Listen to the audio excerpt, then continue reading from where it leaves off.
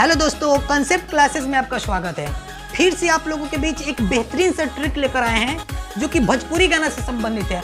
अगर वो ट्रिक हम लोग याद रखेंगे तो आसानी से यानी बहुलक के जो ऑब्जेक्टिव आता है 12th के एग्जाम में हम लोग आसानी से यानी टिक आउट कर सकते हैं। तो चलिए दोस्तों वो ट्रिक के देखते हैं कि वो ट्रिक क्या है।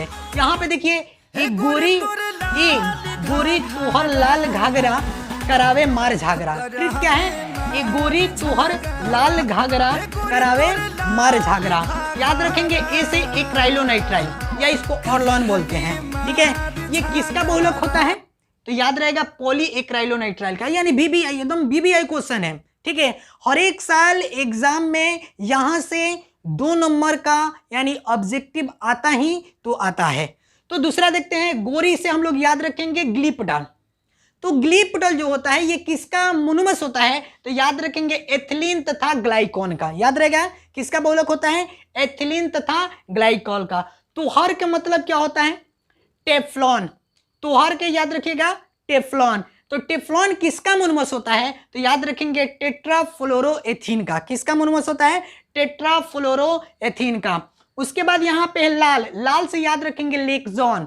क्या याद रखेंगे? लेक्सॉन। तो लेक्सॉन किसका मोनोमर्स होता है? तो बिस्फिनॉल तथा डाइइथाइल कार्बोनेट का। किसका होता है? बिस्फिनॉल तथा डाइइथाइल कार्बोनेट का। घाघरा से याद रखेंगे, ठीक है, ग्लाइकोल टर्थेरिक अम्ल। तो ये किसका बहुलक होता है? तो याद रखेंगे डेक्रोन या टेरिलिन का। ये हमेशा एग्जाम में पूछता है। ठीक है, तो इसको याद रखिएगा। दूसरा है करावे। करावे से याद रखेंगे कैप्रोलेक्टम। क्या याद रखेंगे? कैप्रोलेक्टम। तो ये किसका बहुलक होता है कैप्रोलेक्टम? तो नाइलन 6 का। ये भी इंपॉर्टेंट है, यानी एग्जाम में ये आ चुका है।